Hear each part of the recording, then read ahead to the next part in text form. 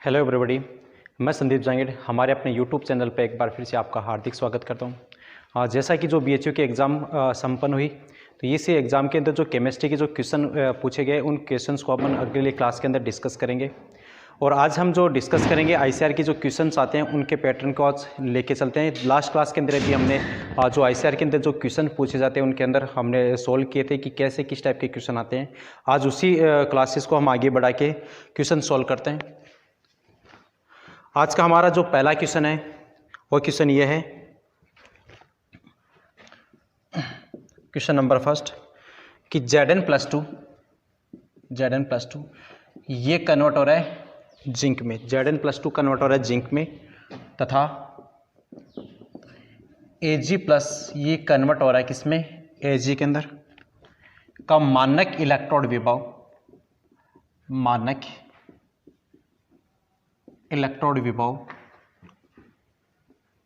Electrode विभव क्रमशः -0.763 volt तथा प्लस 0.799 वोल्ट है। तो सेल का मानक विभव क्या होगा? मानक विभव क्या होगा? काफ़ी अच्छा क्वेश्चन है, काफ़ी क्वेश्चन पूछे जाते हैं इस टाइप के क्वेश्चन एग्जाम्स के अंदर, ठीक है। उसके बाद देखो, हम जब बात करते हैं कि सेल के विभव की हमने बात की थी, हमने इलेक्ट्रोकेमिस्ट्री के अंदर ये पढ़ा था चैप्टर इलेक्ट्रोकेमिस्ट्री के अंदर कहा था कि जो E0 सेल है, सेल का मानक विभव ये बराबर किसके होता है, E0 रिडक्शन अपचयन माइनस में E0 ऑक्सीडेशन, ये हमने बात की थी, ठीक है। या फिर इसको हम ऐसे भी लिख सकते हैं कि E0 कैथोड, ठीक है, और ये कैथोड पे कौन सी होती है, रिडक्शन की क्रिया होती है। और माइनस हम लिख सकते हैं E0 एनोड पे क्या होगा, ऑक्सीडेशन। आप इस टाइप से भी लिख सकते हो, ठीक है। अब देखो क्वेश्चन में हमको क्या दे रखा है, क्वेश्चन के हमको दे रखा है Zn+2 ये कन्वर्ट हो रहा है किसमें, जिंक के अंदर। इसी टाइप से Ag+ है, ये चेंज किसमें हो रहा है, Ag के अंदर। किसमें चेंज हो रहा है, Ag में।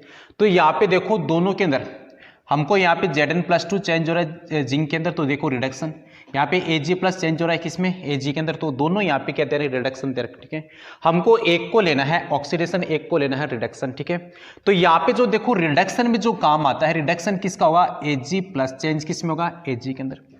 ऑक्सीडेशन किसका होगा, तो ऑक्सीडेशन होगा जिंक का, जिंक है वो किस में चेंज होता है, +2 के अंदर, ठीक है। अब देखो इसका हम लिख देते हैं, ठीक है। रिडक्शन अपन को किसका लेना है, Ag+ का, तो हमारे पास में कितना वैल्यू दे रखा है यहाँ पे, वैल्यू 0.799, ठीक है। फिर देखो साइन माइनस का, ठीक है, और ये इसके लिए हमारे पास वैल्यू कितनी दे रखी है, ये वैल्यू हमको दे रखी है माइनस में 0.763, ठीक है। तो ये हम यहाँ पे रख देते हैं माइनस में 0.763, ठीक है। अब देखो माइनस माइनस क्या हो गया, प्लस, तो यहाँ पे हमारे पास में क्या गया, 0.799 प्लस 0.763। आप दोनों को इनको जोड़ दो, हमारे पास में क्या आ गई, E0 सेल आ गई। क्या लिखा हमने, E0 सेल। एक आपको अपचयन विभव लेना है, दूसरा आपको क्या लेना है, ऑक्सीकरण विभव लेना है, ठीक है। तो ये हमारा इस टाइप का क्वेश्चन हमने बात की थी, ठीक है। नेक्स्ट क्वेश्चन ये है कि एक लेड सीसा संचायक बैटरी के विसर्जन में होने वाली एनोड पे अर्ध अभिक्रिया क्या होगी, ठीक है। और हमने ये बात की थी, एनोड के ऊपर भी बात की थी, हमने कैथोड के अंदर दोनों के ऊपर बात की थी जब सीसा संचायक सेल हमने पढ़ा था, ठीक है। सीसा संचायक सेल क्या होता है, सीसा संचायक सेल हमारे पास में द्वितीयक सेल टाइप का एग्जाम्पल है, और उसके अंदर क्या होता है कि आप एक सेल को एक बार यूज कर सकते हो, तो उसके बाद में उसको दोबारा भी हम यूज कर सकते हैं, मतलब चार्जिंग कर सकते हैं, ठीक है।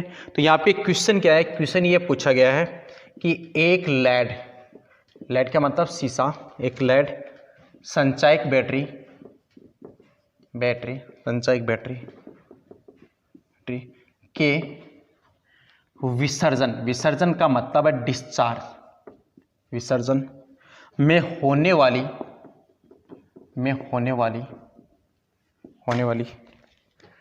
एनोड अर्ध विक्रिया है, ठीक है। एनोड अर्ध विक्रिया है, ठीक है। अब देखो हमने क्या पढ़ा था, हमने यहाँ पे पढ़ा था कि एनोड पे क्या होता है, ठीक है, देखो एनोड पे हमने बात की थी, ठीक है। हमने जब सीसा संचायक सेल पढ़ाया था तो सीसा संचायक सेल के अंदर हमने क्या किया था, जैसे यहाँ पे ऐसे कैथोड बनाए थे, ठीक है। इसी टाइप से मैंने यहाँ पे एनोड बनाया था, ठीक है। और मैंने कहा था जो एनोड बनाते हैं वो एनोड पीबी का बनाते हैं और कैथोड भी जो बनाया जाता है वो PbO2 का बनाया जाता है। किसका बनाते हैं? पीबी और PbO2 का, ठीक है। अब देखो इसमें होगा क्या कि जो ये पीबी है, ये पीबी किसमें +2 2 इलेक्ट्रॉन निकाल देगा और हमको पता है कि एनोड पे क्या होगा, एनोड पे ऑक्सीडेशन होता है। तो यहाँ पे पीबी 2 इलेक्ट्रॉन निकाल के चेंज किस में होगा, Pb+2 में चेंज हो गया।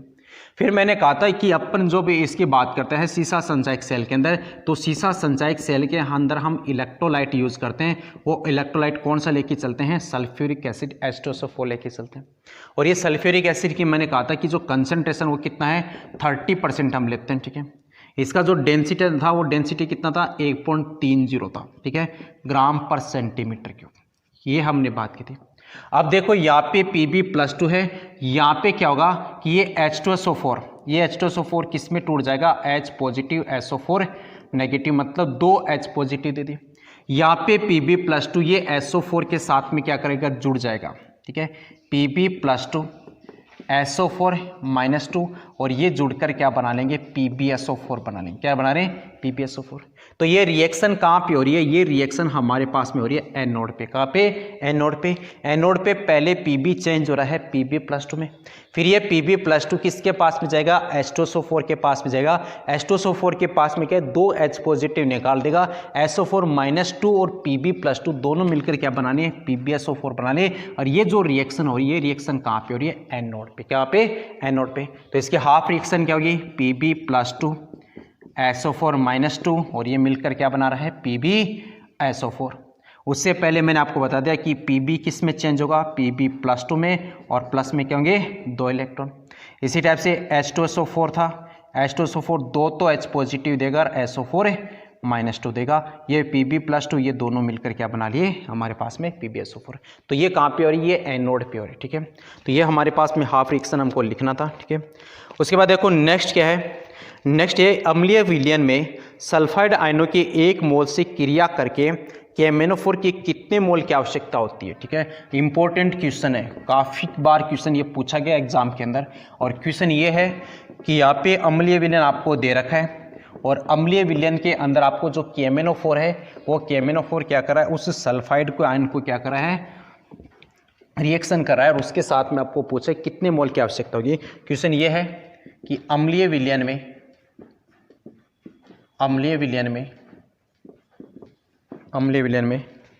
सल्फाइड आयनों के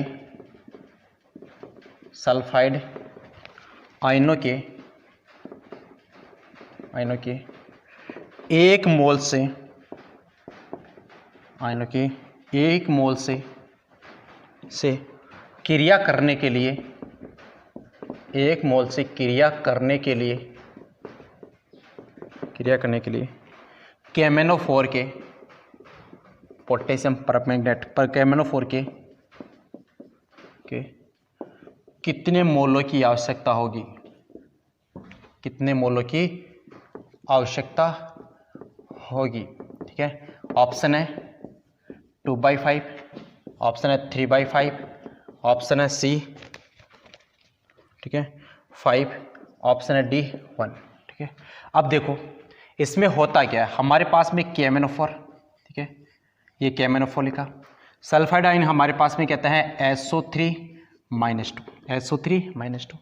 अब देखो हमारे पास में यहाँ पे कंडीशन क्या बोली है, कंडीशन कहा है एसिडिक मीडियम। क्या है, एसिडिक।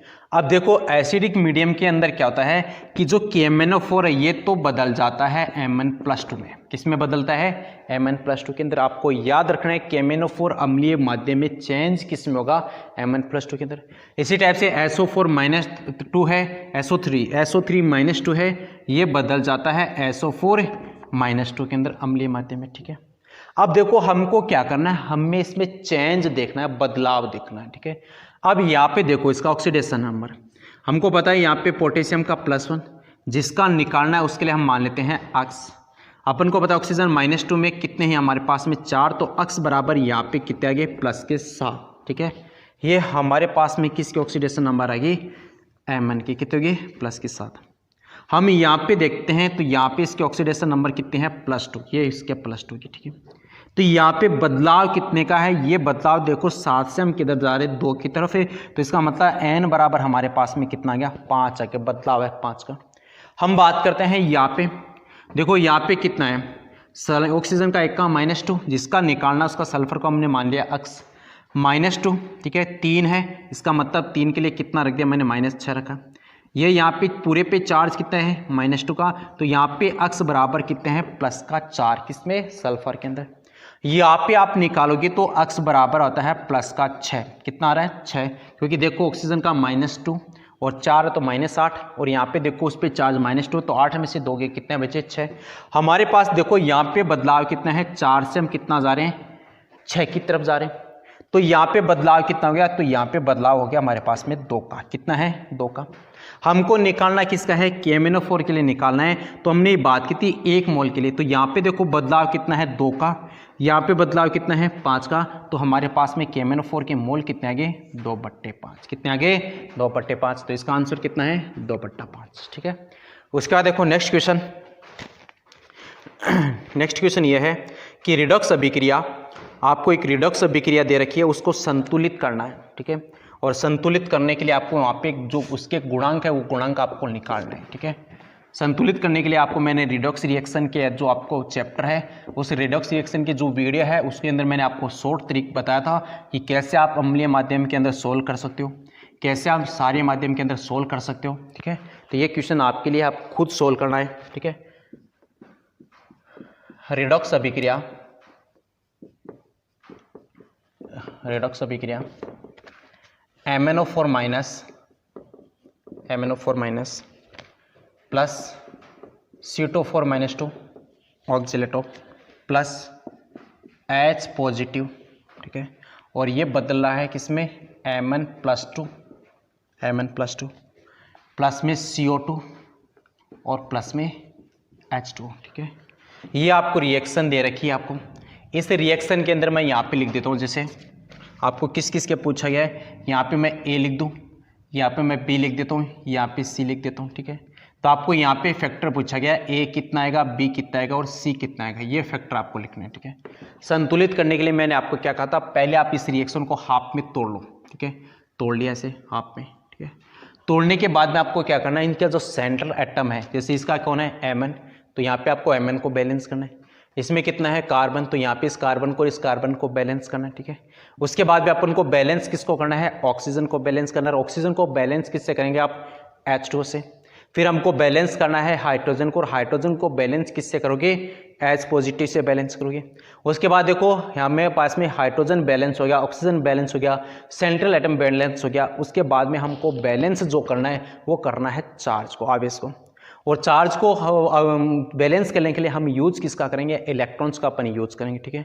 उसके बाद में देखो जब दोनों रिएक्शन को आपको जोड़ना है तो आपको मतलब यदि आपको ऐसी टाइप से जोड़ना है कि दोनों साइड में जो इलेक्ट्रॉन्स है, दोनों विक्रिया की जो इलेक्ट्रॉन्स है वो इलेक्ट्रॉन्स आपस में क्या जाए, कट हो जाए, ठीक है। उसके बाद भी जो भी फैक्टर आते हैं वो फैक्टर यहाँ पे Mn की जगह जो भी आएगा वो एक की जगह रख दो, B की जगह जो भी आएगा उसको B की जगह रख दो, C की जगह जो भी आएगा उसको C की जगह रख दो। इस टाइप से आप A B C और निकाल सकते हो, ठीक है। ये आपको क्वेश्चन खुद को सॉल्व करना है, ठीक है। और उसके बाद देखो नेक्स्ट क्वेश्चन हमारे पास में, ठीक है, कि भूरे वल्ले, ये भी क्वेश्चन काफ़ी अच्छा क्वेश्चन है। भूरे वल्ले संकुल यौगिक ब्राउन रिंग टेस्ट, भूरे वल्ले संकुल यौगिक का सूत्र FeH2O का होल 5 NO, उसके बाद SO4, ठीक है, SO4 से व्यक्त करते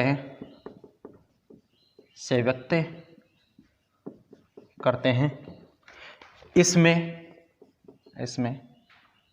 आयरन की ऑक्सीकरण अवस्था कितनी होगी, आयरन की ऑक्सीडेशन नंबर क्या होगी, इंपॉर्टेंट है काफ़ी, ठीक है। अब देखो हमको निकालना है, ठीक है। ये हमारे पास देखो किस टाइप का, ये कॉम्प्लेक्स टाइप का है। कॉम्प्लेक्स जो कोऑर्डिनेशन कंपाउंड होते हैं उपसेसिज यौगिक, तो ये हमारे पास में कॉम्प्लेक्स हो गया, ठीक है। अब आपको देखो निकालना कैसे है, मैंने यहाँ पे लिख देता हूँ FeH2 का होल 5 NO, और यहाँ पे ब्रैकेट में कौन है SO4, एस ब्रैकेट के बाहर कौन है SO4, ठीक है। तो हम मानते हैं कि जो SO4 है वो कौन सी स्टेट में होता है -2 के अंदर है, कौन से में -2 के अंदर है। तो यहाँ पे SO4 -2 है तो इस पे चार्ज कितना गया +2, कितना गया +2। उसके साथ साथ देखो यदि हम बात करें H2 की, ठीक है, तो H2 किसके रूप में काम करता है, एक न्यूट्रल के रूप में काम करता है, उदासीन लिगेंड के रूप में काम करता है, और उदासीन लिगेंड के रूप में इसका मतलब इसके ऑक्सीडेशन नंबर कितना है 0। H2 के केस में कितना हो गया 0। हम NO की बात, तो NO याद रखा आपको प्लस में होता है, किस में होगा प्लस में, NO प्लस होगा, ठीक है। अब आप निकाल सकते हो, आयरन की निकालना है वो अक्स, H2 के केस में 0, ठीक है, NO के केस में +1, ठीक है। उसके साथ साथ उस पर पूरा चार्ज कितना है +2 का हो गया, ये +2 का चार्ज, क्यों, क्योंकि ये किसकी वजह से है SO4 -2 की वजह से। ये +1 इधर गया तो कन्वर्ट किस में हो गया -1 में, तो यहाँ पे देखो +2 -1 तो अक्स बराबर कितना गया +1। तो यहाँ पे आयरन की जो ऑक्सीडेशन नंबर है वो कितना है +1, कितनी होगी +1 होगी, ठीक है। तो ये आपको याद रखा है, जो ब्राउन रिंग कॉम्प्लेक्स होता है उसके अंदर जो आयरन की जो ऑक्सीडेशन नंबर आ रही है वो कितनी आ रही है +1 आ रही है, ठीक है। उसके बाद देखो नेक्स्ट क्वेश्चन हम बात करते हैं, इसी टाइप का क्वेश्चन है कि जहाँ पे क्वेश्चन है कि निकल, ठीक है, CO4 निकल टेट्रा कार्बोनिल कंपाउंड है, ठीक है, में निकल की ऑक्सीडेशन नंबर कितनी है, ऑक्सीडेशन है नंबर कितने हैं। तो यहाँ पे देखो ये H2 क्या है उदासीन लिगेंड है। इसी टाइप से हम बात करें CO की कार्बोनिल कंपाउंड की बात करें तो ये भी क्या है उदासीन है, और ये उदासीन है, तो ऐसे केस में इसका भी ऑक्सीडेशन नंबर कितना है 0। तो यहाँ पे ये 0, तो निकल का अक्स बराबर कितना गया 0, कितना गया 0। या तो इस टाइप की बात कर लो, या फिर एक एग्जांपल और दिया होता है FeCO का होल 5, ठीक है। यहाँ पे भी जो आयरन की ऑक्सीडेशन नंबर आती है वो कितने आएगी 0, कितने है 0। तो यहाँ पे भी निकल की 0 है। आयरन के अंदर यदि पूछी जाए आयरन Fe, यहाँ पे CO का होल 5 है, तो इसमें आयरन की भी कितने आती है, आयरन की भी आएगी 0, क्यों, क्योंकि CO कार्बोनिल कंपाउंड क्या है यहाँ पे न्यूट्रल लिगेंड है, उदासीन लिगेंड के रूप में, और उदासीन लिगेंड का हमारे पास में कितना आ रहा है 0 आ रहा है, ठीक है। तो इस टाइप के हमने क्वेश्चन सोल्व किए। ये आपको जो रिडॉक्स वाला मैं आपको बताया बैलेंसिंग वाला, ये आपको खुद को सोल्व करना है, ठीक है। यहाँ पे A B C के जो भी डाटा आते हैं वो डाटा आपको आंसर के अंदर कमेंट के अंदर आपको सेंड करना है। नेक्स्ट जो हमारा क्वेश्चन है,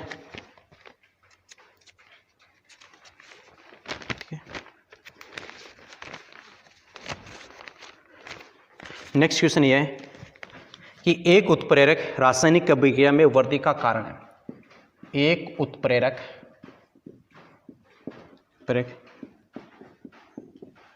रासायनिक अभिक्रिया में रासायनिक अभिक्रिया के वेग में वृद्धि का कारण है, ठीक है। अब देखो ये है क्या चीज़, ठीक है। देखो हम जब बात करते हैं कैटालिस्ट की बात की जाती है, उत्प्रेरक की बात करते हैं, तो देखो उत्प्रेरक कैसे इस टाइप से काम करेगा। मैंने आपको यहाँ पे ऑप्शन नहीं दिया, डायरेक्ट मैं समझा रहा हूँ इस चीज़ को, ठीक है। देखो हमारे पास में सपोज करो मैं ऐसे इसको बना देता हूँ, एक ग्राफ बना रहा हूँ ऐसे, ठीक है। हमको पता है जब भी कोई भी अभिक्रिया स्टार्ट होती है, स्टार्ट कहाँ से होती है, रिएक्टेंट से स्टार्ट होगी, ठीक है। और हम बताओ जा कहाँ पे रहे हैं, प्रोडक्ट की तरफ, उत्पाद की तरफ जा रहे हैं, ठीक है। रिएक्टेंट से स्टार्ट है, प्रोडक्ट की तरफ हम जा रहे हैं, ठीक है। अब देखो रिएक्टेंट को प्रोडक्ट में बदलने के लिए जो एनर्जी चाहिए मिनिमम, ठीक है, न्यूनतम जो एनर्जी चाहिए, उस एनर्जी को हम कहते हैं सक्रियण ऊर्जा एक्टिवेशन एनर्जी। क्या कहेंगे, सक्रियण ऊर्जा एक्टिवेशन एनर्जी कहते हैं, ठीक है। अब देखो ये जो पथ है, ये पथ किसके अंदर है, ये तो है हमारे पास में उत्प्रेरक की अनुपस्थिति में, मतलब हमने उत्प्रेरक को यूज नहीं किया, एब्सेंट है यहाँ पे, ठीक है। ये हमारे पास में क्या है, ये इसका कहलाता है इंटरमीडिएट कहलाएगा, मध्यवर्ती कहलाएगा, क्या कहलाएगा मध्यवर्ती। अब देखो उत्प्रेरक होते क्या है ये आपको मैं बता देता हूँ, ठीक है। जैसे सपोज करो हमारे पास में जैसे ये स्कूल है, ठीक है, ऐसे मान लेते हैं एग्जाम्पल, ठीक है। ये घर है, ठीक है, ठीक है, और ऐसे सपोज करो मतलब एक दूसरी जगह और है, ठीक है। अब इन दोनों के बीच में जो डिस्टेंस है, सपोज करो ये भी डी है, ये भी डिस्टेंस क्या है डी, दोनों की डिस्टेंस क्या है यहाँ पे सेम है, ठीक है। अब जैसे हम पहले पैदल चलते हैं, ठीक है, आपको पैदल मतलब यहाँ से घर से आपको स्कूल तक जाना, सपोज करो टाइम लग रहा है आपको कितना 10 मिनट लग रहा है। अब डिस्टेंस यहाँ पे सेम है तो यहाँ पे भी टाइम कितना है 10 मिनट ही है, ठीक है। अब सपोज करो यदि आपसे बोल दिया जाए कि आप साइकिल पे चल रहे हो, ठीक है, और ये साइकिल पे हमारे पास ये यहाँ तक जाने के लिए, ठीक है, जो टाइम लग रहा है सपोज करो हमको कितना लग रहा है, 8 मिनट लग रहा है। कितना है? 8 मिनट। तो आप यहाँ से भी जो डिस्टेंस सेम है तो इधर से टाइम कितना लगेगा, इधर भी कितना है, 8 मिनट लगेगा। यदि हम बात करें जैसे स्कूटी पे चले, ठीक है, तो स्कूटी पे सपोज करो यहाँ से घर से स्कूल तक जाने में हमको टाइम लग रहा है 2 मिनट। कितना लग रहा है? 2 मिनट। तो यहाँ से आपको यदि यहाँ पे इस जगह से आपको यहाँ पे स्कूल तक आना है तो यहाँ पे भी टाइम कितना लग रहा है? 2 मिनट। इसका मतलब क्या है कि आप जहाँ से घर से चल रहे हो या फिर ये इस दूसरी जगह से जो चल रहे हो, यहाँ तक जो स्कूल में आने में जो टाइम लग रहा हो, टाइम यहाँ पे क्या है, यदि आप पैदल पे जा रहे हो तो वहाँ पे ज़्यादा है, ठीक है। आप जैसे जैसे साइकिल पे जा रहे हो इसका टाइमिंग कम है, और यदि आप स्कूटी पे जा रहे हो तो टाइमिंग और कम लग रहा है। इसका मतलब है कि यहाँ पे आपके पास में जो फाइनल जो स्टार्टिंग में जो है पॉइंट वो या इन इसकी बात करो सेम है ले, और हमको जहाँ जिस टारगेट पे जाना है वो भी कैसे, इसमें डिस्टेंस में कोई फर्क पड़ा क्या? नहीं, ठीक है। हमारे यहाँ पे स्पीड क्या हो गई? स्पीड हो गई बढ़ गई, ठीक है। स्पीड क्या हो गई? बढ़ गई, मतलब वेग क्या हो गया? बढ़ गया। तो यही काम कौन करता है? यही काम करता है कैटालिस्ट करता है। कैटालिस्ट क्या कर देगा? अभिक्रिया की जो स्पीड है उस स्पीड को क्या कर देता है? बढ़ा देता है, ठीक है। अब स्पीड को बढ़ाएगा कैसे कि सपोज करो जैसे हमारे पास में ये ए और ये प्लस बी ये मिलकर बना रहा था, जैसे ए बी बना रहा था, ठीक है। अब देखो ये ए बी बनाने के लिए जैसे हम अपन को यहाँ पे इसकी बॉन्ड की बात करते हैं, जैसे बी बी ये ए ये 2AB बना रहा, ठीक है। अब देखो इन दोनों के बीच में क्या होगा? बॉन्ड टूटते हैं। रासायनिक अभिक्रिया का मतलब क्या है कि पुराने बॉन्ड टूटते, नए बंध का क्या होता है? निर्माण होगा। अब देखो यहाँ पे सपोज करो इस बॉन्ड को तोड़ने के लिए हमको पहले जो एनर्जी की रिक्वायरमेंट थी वो कितनी थी? सपोज करो 1200 एंथैल्पी थी। कितनी थी? 1200 एंथैल्पी। हमने क्या किया? हमने कैटालिस्ट डाल दिया, उत्प्रेरक डाल दिया, तो ये उत्प्रेरक क्या करेगा? इनके बॉन्ड को क्या कर देता है? कमजोर कर देगा। उनको क्या किया? कमजोर। और जब कमजोर किया तो अब हमको यहाँ पे बॉन्ड को तोड़ने के लिए एनर्जी अब 1200 की बजाय क्या करनी पड़ेगी? कम देनी पड़ेगी। मतलब अब हमको एनर्जी की रिक्वायरमेंट क्या है? कम है। कब? जब हमने उत्प्रेरक डाला, ठीक है। तो ये क्या करेगा? यहां से जो रिएक्टेंट से प्रोडक्ट जो बना रहे हैं यहाँ पे इनके अंदर रिएक्टेंट और प्रोडक्ट पे कोई इफेक्ट नहीं करेगा, लेकिन जो यहाँ पे जो एनर्जी थी एक्टिवेशन एनर्जी, इस एक्टिवेशन एनर्जी के मान को क्या कर देता है? कम कर देगा। क्या करेगा? कम करेगा। तो उत्प्रेरक की रासायनिक अभिक्रिया को वेग को क्या बढ़ाते हैं, कैसे इफेक्ट करते हैं? तो ये क्या करते हैं? ये जो सक्रियण ऊर्जा का मान है उसके सक्रियण ऊर्जा के मान को क्या करते हैं? कम कर देते हैं, लेकिन अभिक्रिया और उत्पाद के अंदर कोई इफेक्ट नहीं पड़ता। याद रखना चीज, बस क्या करेगा? ये सक्रियण ऊर्जा को मान को क्या करे? कम करे। तो इसी वजह से यहाँ पे अभिक्रिया का वेग क्या हो जाता है? बढ़ जाता है यहाँ पे, ठीक है। तो याद रखना क्या है? उत्प्रेरक की रासायनिक अभिक्रिया को वेग को बढ़ाता है। क्यों? क्योंकि वो क्या करता है? सक्रियण ऊर्जा के मान में क्या कर देता है? कमी कर देता है। इसका रीजन है, ठीक है। कुछ कैटालिस्ट ऐसे भी होते हैं जो क्या करते हैं? इनको प्रमोट के रूप में काम करते हैं, अभिक्रिया की वेग को बढ़ाने का काम करते हैं, वो तो कहलाते हैं पॉजिटिव। और कुछ ऐसे हैं कि जो अभिक्रिया की वेग को घटाने का काम करते हैं, उनको अपन कहते हैं नेगेटिव कैटालिस्ट कहते हैं। कुछ ऐसे भी होते हैं जो उत्प्रेरक को सहायता करते हैं, उनकी क्रियाशीलता रिएक्टिविटी को बढ़ाने का काम करते हैं, ऐसे को हम कहते हैं प्रमोटर कहते हैं। और कुछ ऐसे हैं जो उत्प्रेरक की जो क्रियाशीलता को घटाने का काम करते हैं, उनको अपन क्या कहते हैं? इनहिबिटर कहते हैं। क्या कहते हैं? इनहिबिटर। आपको एक छोटा सा एग्जांपल दे दूं, N2+3H2 ये मिलकर बनाता है 2NH3 अमोनिया बनाता है। इसमें जो कैटालिस्ट के रूप में काम करता है वो काम करेगा आयरन। कौन करता है? आयरन उत्प्रेरक के रूप में काम करता है। लेकिन इसमें हमने मोलिब्डेनम मिला दिया, ठीक है।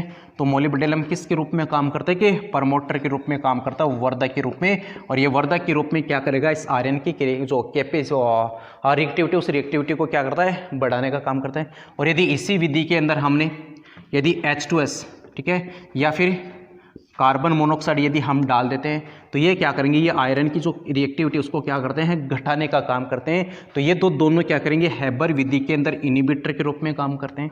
और ये यहाँ पे मोलिब्डेनम है, ये मोलिब्डेनम क्या करता है? जो हैबर विधि है उसके अंदर क्या करेगा? प्रमोटर के रूप में, वर्धक के रूप में काम करता है। और ये आयरन यहाँ पे किसके रूप में काम करता है? कैटालिस्ट के रूप में काम करता है, ठीक है। तो नेक्स्ट क्वेश्चन हमारे पास में क्या है? नेक्स्ट क्वेश्चन है यदि अभिक्रिया N2+3H2, ठीक है, ये बना रहा है 2NH3, ठीक है, के लिए यदि delta NH3 upon delta T बराबर 2 × 10⁻⁴ हो, 2 इंटू 10 की पावर माइनस 4 मोल प्रति लीटर इंटू सेकेंड हो तो delta H2 upon delta T का मान होगा। ठीक है, ये हमको निकालना। ठीक है, तो इस अभिक्रिया के लिए पहले तो आपको वेग समीकरण लिखना आना चाहिए। N2 + 3H2 इक्वल में क्या है 2NH3। तो हम कैसे लिखते हैं, तो हमको पता है कि रेट ऑफ रिएक्शन क्या होती है। रेट ऑफ रिएक्शन है change in concentration divide by time. मतलब कंसंट्रेशन चेंज किस में, या तो प्रोडक्ट में हो सकता है या फिर रिएक्टेंट में। रिएक्टेंट के अंदर हम माइनस लेके चलते हैं, प्रोडक्ट में हम क्या लेके चलते हैं, इसको प्लस के रूप में लेके चलते हैं। तो मैं यहाँ पे लिख दूँ del N2 upon delta T। अब रिएक्टेंट है इसके लिए माइनस, फिर बराबर माइनस में delta H2 upon delta T, और इस जो स्टोइकियोमेट्री उसको अपन लिखते हैं नीचे से 1/3। फिर उसके बाद में equal delta NH3 upon delta T, और यहाँ पे कितना कोफिशिएंट 2, तो इसको क्या लिखते हैं 1/2। अब देखो क्वेश्चन में हमको क्या दे रखा है, हमको दे रखा है NH3 अपॉन टाइम, ये दे रखा है। मतलब जो टाइम के अकॉर्डिंग किसमें NH3 की कंसंट्रेशन में जो चेंज है, ये वैल्यू अपन को दे रखी है। यहाँ पे डेल्टा T है। ठीक है, ये हमको दे रखी है, ये वैल्यू हमको यहाँ पे पुट करना है। तो अब कौन सी निकालनी है, हमको निकालनी है डेल्टा H2 अपॉन टाइम। तो हमको ये रिलेशन लेके चलना है इन दोनों के बीच में। ठीक है, और जैसे ये रिलेशन लेके चलते हैं तो हमारे पास में क्या आता है वो देखते हैं अपन। ठीक है, तो हमने क्या रखा यहाँ पे delta H2 upon delta T, यहाँ पे क्या है 1/3। ठीक है, माइनस का, उसके बाद में क्या है इक्वल में 1/2 delta NH3 upon delta T। ठीक है, हमको निकालना है delta H2 upon delta T। मतलब कंसंट्रेशन टाइम के अकॉर्डिंग किसमें H2 में चेंज। बराबर क्या लिखेंगे, ये 3 इधर गया तो कितना है 3/2। ठीक है, उसके बाद देखो delta NH3 upon delta T हमको वैल्यू कितनी दे रखी है 2 इंटू 10 की पावर माइनस 4 ये दे रखी है। अब देखो यहाँ पे साइन माइनस का है, तो यहाँ पे साइन या तो इधर लिख लो या फिर इधर लिख लो। माइनस साइन का मतलब क्या है, इसका मतलब है कि जो रिएक्टेंट की कंसंट्रेशन टाइम के अकॉर्डिंग क्या हो रही है, डिक्रीज हो रही है, और प्रोडक्ट के अंदर क्या है पॉजिटिव। इसका मतलब जो टाइम के अकॉर्डिंग जो प्रोडक्ट की कंसंट्रेशन वो क्या हो रही है, इंक्रीज हो रही है। देखो 2 से 2 क्या हो गए कैंसिल, तो हमारे पास में कितना आ गया 3 इंटू 10 की पावर माइनस से 4, और किस में आ रहा है माइनस में। इसका मतलब कंसंट्रेशन यहाँ पे क्या हो रही है, डिक्रीज हो रही है। ठीक है, उसके बाद देखो नेक्स्ट क्वेश्चन क्या है। नेक्स्ट क्वेश्चन ये है कि एक प्रथम कोटि की अभिक्रिया 60 मिनट में 60% पूर्ण होती है, तो उस अभिक्रिया के लिए 50% पूर्ण होने में लगा समय कितना होगा। इंपॉर्टेंट क्वेश्चन है काफ़ी। आपको परसेंटेज कोई भी चेंज करके कैसे भी दे सकता है, आपको टाइम कैसे भी दे सकता है, और आपको प्रथम कोटि के लिए आपको क्या यूज़ करना है वो अब मैं आपको बता दूँ। ठीक है, जैसे क्वेश्चन क्या, यदि एक प्रथम कोटि की अभिक्रिया की एक अभिक्रिया 60 मिनट में 60% पूर्ण होती है, 60 मिनट में 60% पूर्ण होती है। ठीक है, तो उसी अभिक्रिया के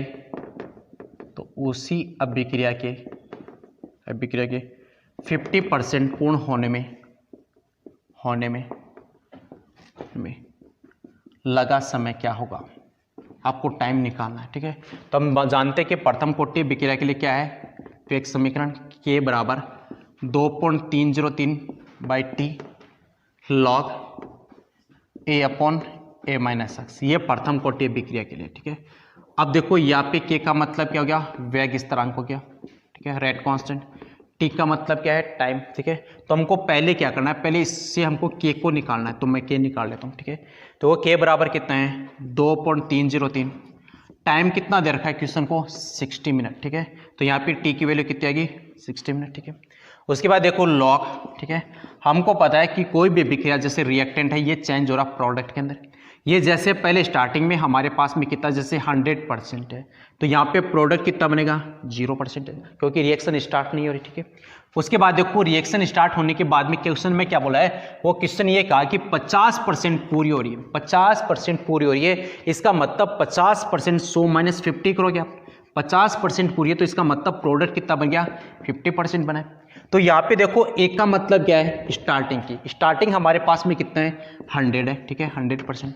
उसके बाद देखो फिर से 100, अक्स का मतलब क्या है, कितने परसेंटेज कंप्लीट हो रहे, तो कितनी है 50, तो मैंने यहाँ पे रख दिया 60 मिनट में 60, सॉरी यहाँ पे कितनी है 60% कम है, सॉरी यहाँ पे हमको कितना है 60% रखना है, क्योंकि 60 मिनट में 60% कंप्लीट हो रही है, तो 60% आपको रखना है। कितनी कंप्लीट हो रही है 60, इसका मतलब बचा कितना 40 बच गया। तो हमको पहले के की वैल्यू निकालना है, 2.303/60 log 100/40 और यहाँ से कट हो गया, ठीक है। अब देखो इसको ऐसे भी लिख सकते हैं log 5/2, ठीक है, क्योंकि ये कट गया, यहाँ से ऊपर आ गया 5, नीचे आ गया 2, तो हमको हमारे पास में क्या है k बराबर 2.303/60 log 5/2, ये हमारे पास में वैल्यू आ गई, ठीक है। अब हमको पता है log 5 की वैल्यू कितनी है, log 5 की वैल्यू है 0.69, ठीक है। log 2 की वैल्यू कितनी है, तो log 2 की वैल्यू है हमारे पास में 0.3010, कितनी है 0.3010, इसको हम मान लेते हैं 0.30, ठीक है। अब देखो जब भी ऐसी कंडीशन आती है, जैसे log x अपॉन y है, ऐसी जब भी कंडीशन आई तो उसको आप लिख दो log x minus log y, ऐसे लिख सकते हैं, ठीक है। तो हमारे पास में क्या है log 5 माइनस में log 2, log 5 की वैल्यू कितनी है 0.69, log 2 की वैल्यू कितनी है 0.30, इसको जैसे आप निकालते हो कितना गया 0.39, ये हमारे पास में क्या गया, इसको सोल्व किया। अब हमारे को पता है k बराबर कितना है 2.303/60 इंटू ये हमको log ने सोल्व किया, तो हमारे पास में कितना गया 0.39, कितना है 0.39।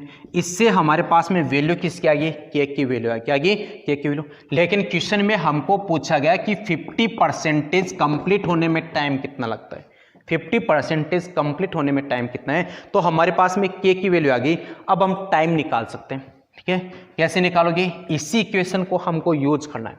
अब हमको क्या करना है, k की यहाँ पे क्रॉस मल्टीप्लाई कर लो, t को इधर ले आओ, k को मैं इधर ले आता हूं, तो हमारे पास में क्या बना, t बराबर 2.303/k log a upon a minus x, ठीक है। अब देखो 2.303, k की वैल्यू हमने सोल्व किया है, कहाँ से, ये k की वैल्यू ये आप पुट कर दो, 2.303 इंटू 0.39/60, ठीक है।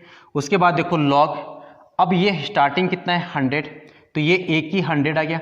अब ये कितना कंप्लीट हो रहा है 50, तो यहाँ पे x की वैल्यू कितनी आ गई माइनस में 50 कर देता हूँ। अब इसको आप सोल्व करो, ठीक है, और जैसे सोल्व करोगे तो हमारे पास में टाइम बचेगा, ठीक है। इस टाइप से आप सोल्व कर सकते हो, ठीक है। जब भी आपको फर्स्ट ऑर्डर के लिए आपको पूछा जाए तो आपको ऐसे, आपको पहले k निकाल लेना, k से आप फिर क्या निकाल सकते हो, t निकाल सकते हो, ठीक है। उसके बाद देखो नेक्स्ट क्वेश्चन क्या है, नेक्स्ट क्वेश्चन है कि CrO5 क्रोमियम पेंटाऑक्साइड में क्रोमियम के ऑक्सीडेशन नंबर पूछा है, ऑक्सीकरणांक पूछा है, कितना होगा, ठीक है। तो आपको क्रोमियम पेंटाऑक्साइड की पहले तो स्ट्रक्चर पता होनी चाहिए, क्योंकि ये क्रोमियम पेंटाऑक्साइड के एक एक्सेप्शन के रूप में आ गया कि जैसे आप निकालना स्टार्ट करते हो तो इसका ऑक्सीडेशन नंबर ज़्यादा आता है, ठीक है। तो आपकी स्ट्रक्चर पता होनी चाहिए, ठीक है। CrO5, इसमें आपको क्रोमियम के ऑक्सीडेशन नंबर निकालना है। तो देखो आप जनरली निकालोगे तो कैसे निकालोगे, जिसका निकालना उसको अक्स मान लेते हैं, और हम मानते हैं कि ऑक्सीजन का -2 है, तो यहाँ पे कितने हैं 5 = 0, तो अक्स बराबर कितना गया +10। आप बोलोगे सर +10 है, याद रखा ये गलत है, ठीक है। ऑक्सीडेशन नंबर क्रोमियम की +6 से ज़्यादा पॉसिबल नहीं है, तो +10 कैसे पॉसिबल, ठीक है। तो हम कैसे निकालते हैं इसको कि क्रोमियम यहाँ पे ऐसे स्ट्रक्चर बना लेते हैं, ठीक है, और इसमें यहाँ पे बॉन्ड कौन सा होता है, याद रखा प्रोक्साइड बॉन्ड है, क्या है प्रोक्साइड है। एक ऑक्सीजन इन दोनों के बीच में जो बॉन्ड, वो बॉन्ड क्या कहलाता है प्रोक्साइड। ये भी प्रोक्साइड बॉन्ड है, ये भी प्रोक्साइड बॉन्ड है, क्या हो गया प्रोक्साइड बॉन्ड। अब देखो जब प्रोक्साइड बॉन्ड है इसका मतलब ऑक्सीजन किस में है -1 में, यहाँ पे भी -1 में। जनरली ऑक्साइड के अंदर आते हैं -2, पेरोक्साइड मतलब O2 -2, इसमें कितना है -1। सुपर ऑक्साइड का मतलब O2 -1, इसका मतलब ऑक्सीजन कितना है -12, ठीक है। अब आप देखो ये पेरोक्साइड है, ये O2 के बीच में पेरोक्साइड, ये भी पेरोक्साइड, तो इसकी भी -1, इसकी भी कितना है -1, लेकिन ये यहाँ पे क्या है ऑक्साइड, तो इस पे कितना है -2। अब इनको जोड़ दो -1 -1 -1 -4 और -2 -6, तो अक्स बराबर कितना गया +6। तो क्रोमियम के ऑक्सीडेशन नंबर कितने हैं +6, और इसकी जो स्ट्रक्चर है उस स्ट्रक्चर को हम पर क्या कहते हैं बटरफ्लाई स्ट्रक्चर, बटरफ्लाई स्ट्रक्चर कहते हैं, ठीक है। ये आपको इतना याद रखना।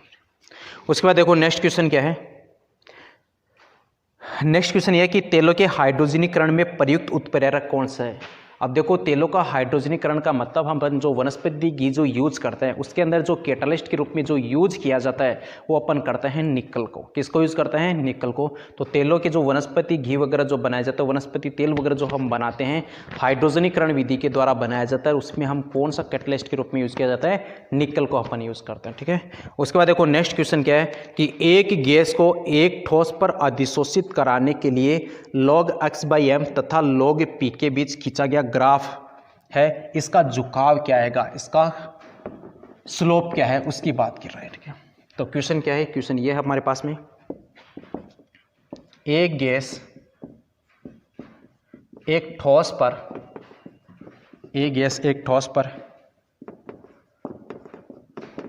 अधिशोषित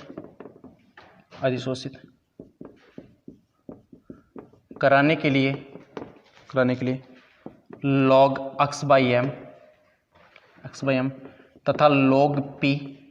log x/m तथा log p के बीच खींचा गया ग्राफ रेखीय है। ठीक है, तो इसकी ढाल क्या होगी, इसका स्लोप क्या होगी? तो देखो ये क्वेश्चन क्या है, अपने पास सरफेस केमिस्ट्री है, पृष्ठ रसायन है, उससे पूछा जाता है। पृष्ठ रसायन अधिशोषित का मतलब सतह पे लाके जमा करना, उसको अपन क्या कहते हैं? अधिशोषण कहते हैं। जिसकी सतह पे जमा होता है उसको अपन बोलते हैं अधिशोष्य, और जिसको किया जाता है, ठीक है, जिसकी सतह पे जमा होता है उसको अपन कहते हैं अधिशोषक, और जिसका अधिशोषण उसको होता है उसको अपन क्या कहते हैं?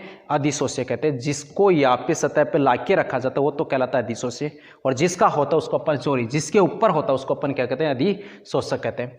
अब देखो इसमें क्या है, एक फ्रेंडलिक की हम इक्वेशन पढ़ते हैं x/m। ठीक है, x/m ये प्रोपोर्शनल होता है p और p की पावर किसके? 1/n के। ये इक्वेशन हमारे पास में। अब देखो जब भी मैं यहाँ पे समानुपाती निशान हटाता है तो यहाँ पे कांस्टेंट यूज करते हैं। उस कांस्टेंट के लिए हम यहाँ पे कौन सा यूज करें? x/m बराबर k यूज किया और p की पावर 1/n। ठीक है, अब देखो इसको हमने क्या किया? लॉग में चेंज करना है। किस में चेंज करना है? लॉग के अंदर। तो देखो दोनों साइड में हम लॉग ले लेते हैं, और जैसे लॉग लिया log x/m ले लिया यहाँ पे, फिर देखो log, और याद रखा जब भी log x इंटू वाई मतलब गुणा में, तो इसको अपन क्या लिख सकते हैं? log x प्लस में log y, ऐसे लिख सकते हैं। ठीक है, तो यहाँ पे देखो k इंटू पी है तो इसको क्या लिख दूँ? log k। ठीक है, फिर प्लस, अब देखो जब भी कोई पावर में होती है, जैसे मैं बात करूँ log 1 की पावर x है। ठीक है, और जब भी आप लिखोगे ये पावर किधर आ जाती है? आगे की तरफ, मतलब क्या लिखोगे? x log a। ठीक है, ऐसे लिखेंगे। तो यहाँ पे देखो पावर कितनी है? 1/n, तो ये पावर आ गई 1/n, और हमारे पास में क्या गया? log p, ये आ गया।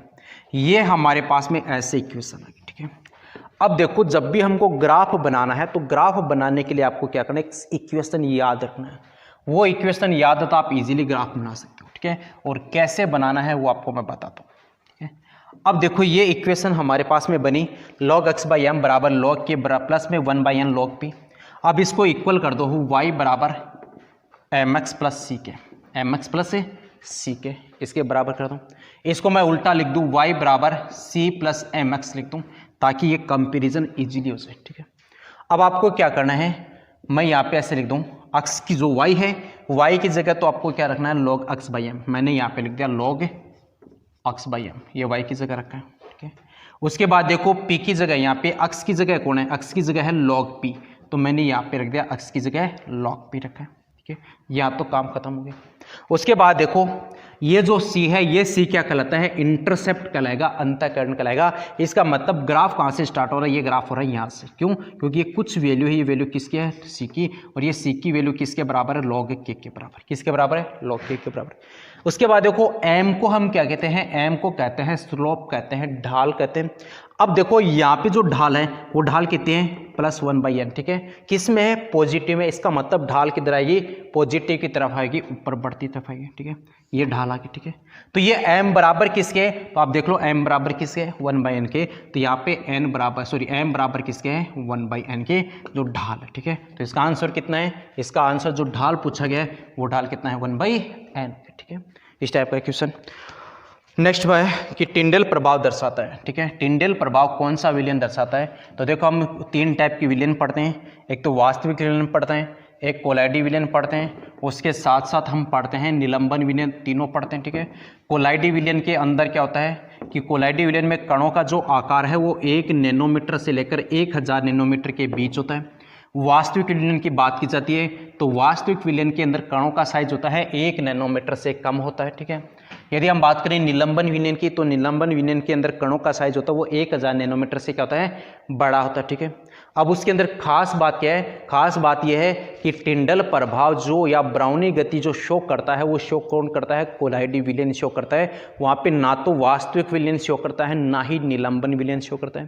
तो यहाँ पे क्वेश्चन क्या है? ये क्वेश्चन है कि टिंडल प्रभाव दर्शाता है, तो टिंडल प्रभाव किसके द्वारा दर्शाया जाता है? कोलाइडी विलयन के द्वारा दर्शाया जाता है। या फिर ब्राउनी गति भी पूछी जाती है तो किसके द्वारा दर्शाई जाती है? तो वो भी कोलाइडी विलयन के द्वारा दर्शाई जाती है। और जो ब्राउनी गति की जो खोज की थी वो किसने बनाया था? वो दिए थे रॉबर्ट ब्राउन ने। टिंडल प्रभाव को जो पहले जो एक्सपेरिमेंट किया था वो फैराडे ने किया था, उसके बाद में जो टिंडल प्रभाव दिया वो किसने दिया था? टिंडल ने दिया था, ठीक है। उसके बाद देखो स्वर्ण संख्या क्या है? Gold number. गोल्ड नंबर देखो, गोल्ड नंबर का मतलब क्या है? हम देखो जब भी 2 टाइप के सॉल्यूशन पढ़ते हैं, ठीक है, आकर्षण बल के आधार पे, एक तो पढ़ा जाता है द्रवस्थनेयी कोलाइड, एक पढ़ते हैं अपन द्रव्य विरोधी कोलाइड। द्रवस्थनेयी कोलाइड क्या होते हैं? द्रवस्थनेयी कोलाइड वो होते हैं जिनमें विलय और विलाय को आप क्या कर सकते हो? इजीली घोल के बना सकते हो सॉल्यूशन, ठीक है, वो तो कहलाता है द्रवस्थनेयी। द्रव्य विरोधी क्या होता है? उसको जिसको अपन आसानी से नहीं बना सकते वो क्या कहलाता है? द्रव्य विरोधी कोलाइड कहलाता है। अब गोल्ड नंबर होता क्या है? गोल्ड नंबर का मतलब है कि द्रवस्थनेयी कोलाइड है वो क्या होता है? मोर स्टेबल होता है, ज्यादा स्टेबल होता है एज कंपेयर किसके? द्रव्य विरोधी के। तो जो गोल्ड नंबर होता है ये क्या करता है? द्रव्य विरोधी को क्या करता है? प्रोटेक्शन देने का काम करता है, सुरक्षा देने का काम करता है। उसके ऊपर रक्षात्मक जो लेयर है, ठीक है, वो लेयर कौन देता है? द्रवस्थनेयी कोलाइड देता है, ठीक है। तो यहाँ पे गोल्ड नंबर का मतलब क्या है कि द्रवस्थनेयी कोलाइडी विलयन के द्वारा द्रव्य विरोधी कोलाइडी विलयन के ऊपर बनाएगी जो रक्षात्मक जो परत है उसको अपन क्या कहते हैं? गोल्ड नंबर के नाम से जाना जाता है, ठीक है। उसके बाद देखो नेक्स्ट क्वेश्चन ये है कि एजी एयू पीटी जैसी धातुओं का कोलाइडी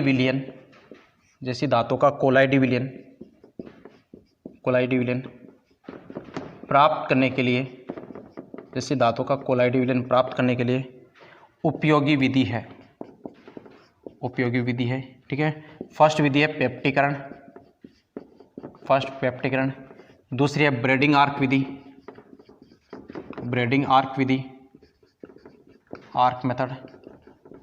मेथड। थर्ड जो है हमारे पास में वो कौन सी है? विलायक द्वारा। और चौथी है हमारे पास में ऑक्सीकरण द्वारा, ठीक है। ये ऑप्शन देने का मतलब है कि मेरे को थोड़ा सा और एक्सप्लेन करना था, ठीक है। अब देखो AgAuPT जो भी आपको कोलाइडी धातु बनाने, कोलाइडी का मतलब क्या है कि इन धातुओं को आपको चेंज करना है, किसमें? 1 नैनोमीटर से लेकर 1000 नैनोमीटर के कणों के आकार के रूप में इसको लेके आना, ठीक है।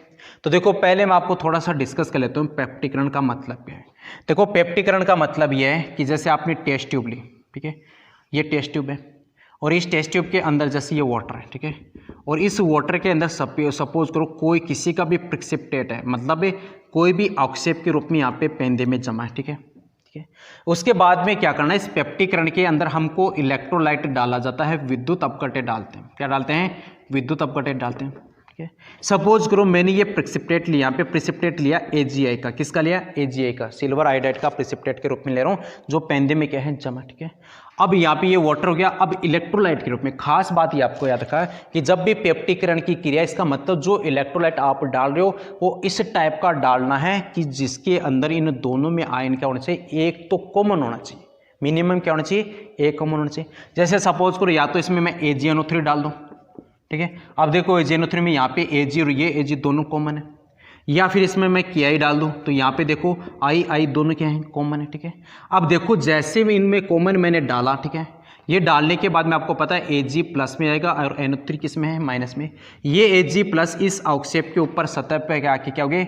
जमा हो गए, मतलब सतह पे अधिशोषित हो गए, ठीक है, ये अधिशोषित हो गए। अब क्या करेंगे, ये जैसे जमा हो जाते हैं किसके ऊपर, अवक्षेप के ऊपर, उसके बाद में इसको तोड़ देते हैं ऐसे छोटे छोटे पार्ट्स में, तोड़ दिया छोटे छोटे पार्ट्स में। अब ये Ag प्लस इसके साथ भी है, Ag प्लस इसके साथ भी, Ag प्लस इसके साथ में भी है, Ag प्लस इसके साथ में भी, Ag प्लस इसके साथ में, सबके साथ में Ag प्लस है, ठीक है। कौन सा, ये जो पॉजिटिव वाला।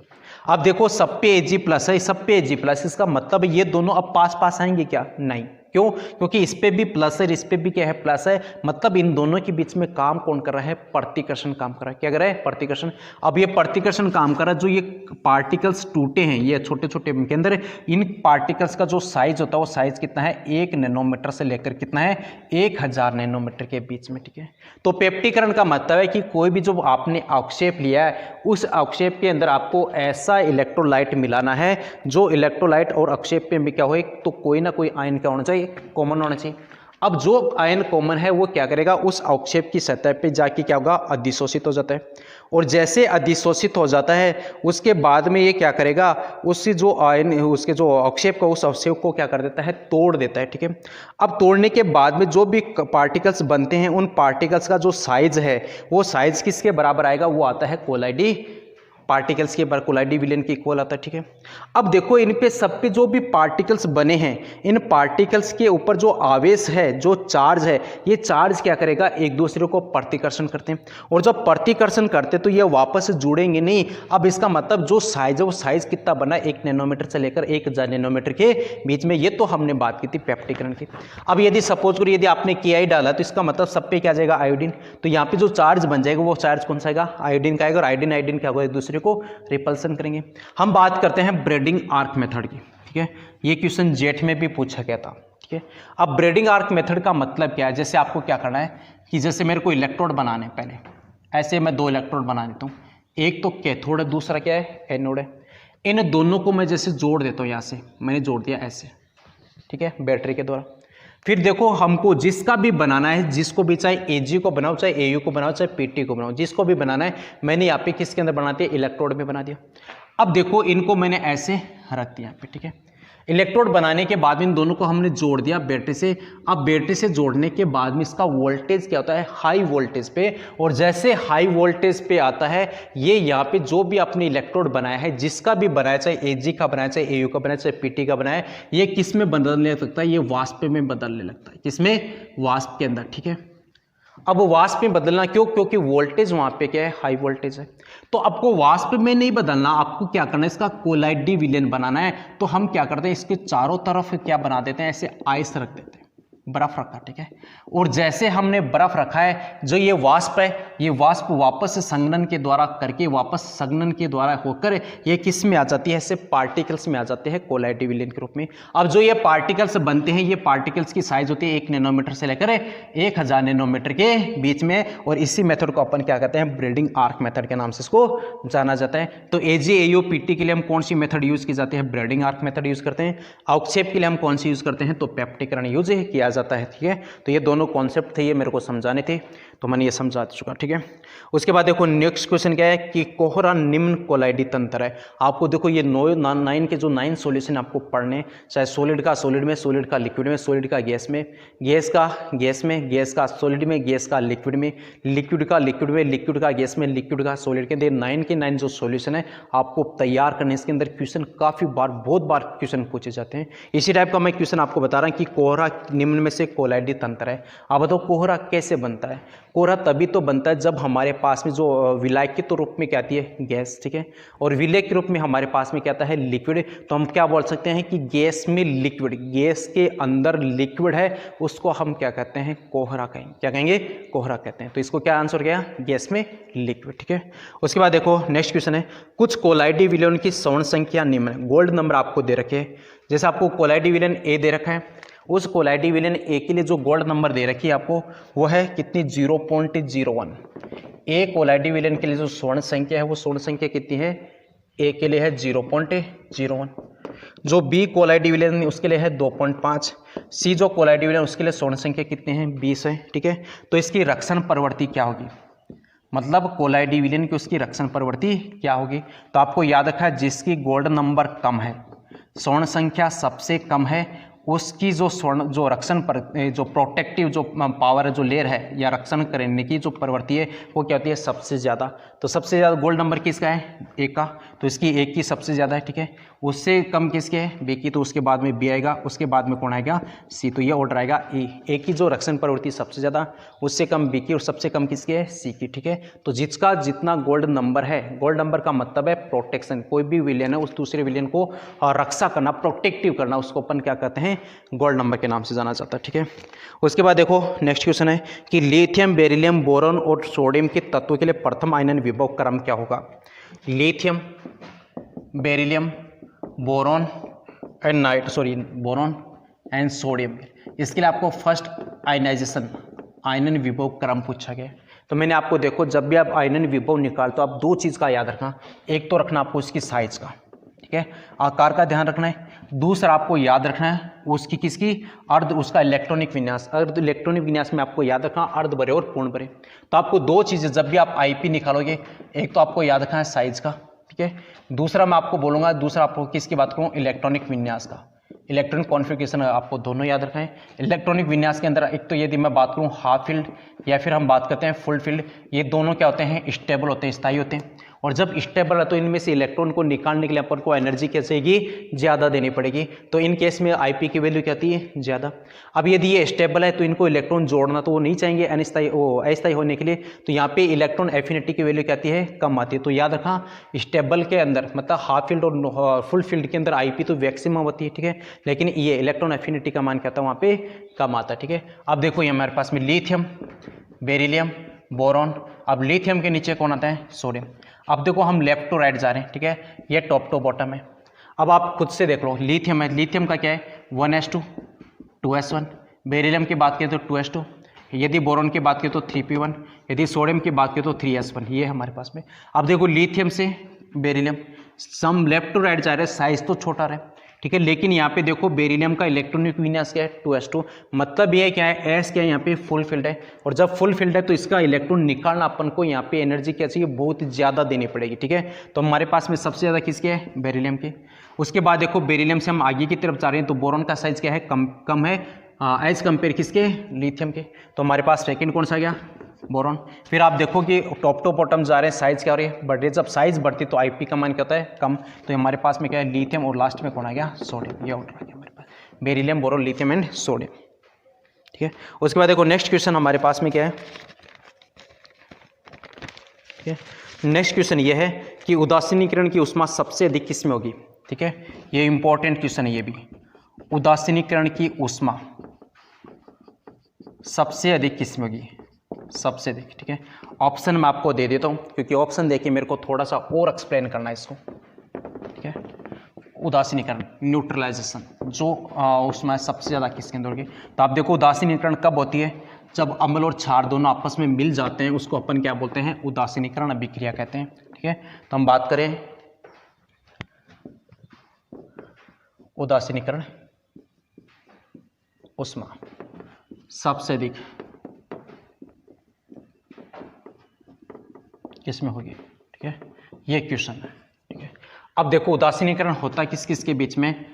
अम्ल और क्षार के केस में, ठीक है। सबसे ज्यादा उदासीनीकरण की ऊष्मा होती है परबल अम्ल और परबल क्षार के बीच में। सबसे ज्यादा किसके अंदर है? परबल अम्ल और परबल क्षार के बीच में। और ये कितनी होती है? याद रखा 57.3। कितनी है? 57.3 होती है, ठीक है।